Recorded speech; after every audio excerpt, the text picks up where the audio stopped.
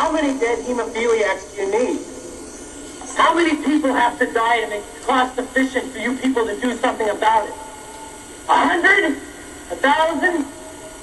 Give us a number so we won't annoy you again until the amount of money you begin spending on lawsuits makes it more profitable for you to save people than to kill them. I would just personally like to know who's responsible for this, the destruction of One Valley family is mourning the loss of a son who contracted AIDS through a blood transfusion. Innocent human being like Sean being affected like that.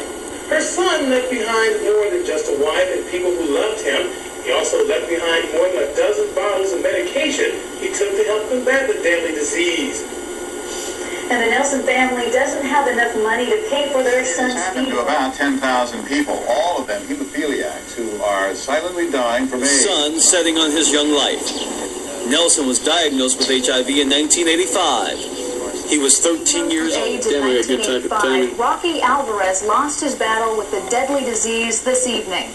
His mother, Luis Gonzalez, is lashing out at America's drug companies, saying her 10-year-old son, hemophiliac son, contracted the virus from contaminated blood products. Murderers. They're murdering our children, and they're getting away with it. They're at my son's bedside. They're not there seeing the pain my son is going through. The hemophiliac has HIV, the disease that leads to AIDS. Many of his friends have already died of AIDS after they were contaminated by the blood products they need in order to survive. Ken Baxter released balloons to mark the dead, including one solo balloon for a friend who just died. He says he wanted to mark this latest death to keep hemophiliacs from being the forgotten victims of AIDS. My way of saluting them, because that's probably the only salute that they'll get. Hemophiliacs with HIV due to contaminated blood products are dying silently like a loose balloon that pops in the sky. Nobody hears and nobody sees it happening. And I want to say goodbye to a friend of mine named Gilbert that died today. Baxter says the families of hemophiliacs often won't come forward to talk about the problem with AIDS and contaminated blood products.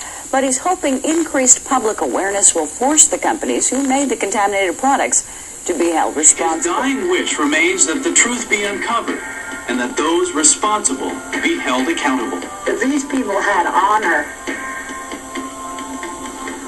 they would stand with their heads bowed for the suffering that they caused for reasons of their own institutional benefit and greed. I understand I'm going to die. I don't even have trouble with that. I'm really offended by the fact that it's under such a pile of lies. Edward Hannafan were concerned in the early 80s about the articles they saw in the newspaper about AIDS. There were questions then about how this could affect the nation's blood supply, and that the Hannafans knew might affect their hemophiliac son. But that's not what their doctors told them. Well, what about this stuff I'm reading in the newspaper about this disease, this blood disease, and this? And the doctor said to me, well, that's not something you'll have to worry about. We were up in San Francisco, and they just said, you know, your son's got this virus.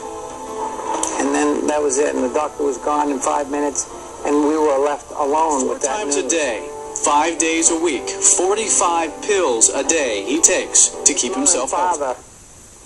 You know, having a tough time with this. That I trusted in the medical community that they knew about this disease and that they would be taking every single precaution to make sure that nobody else got infected or to prevent the spread of compensated.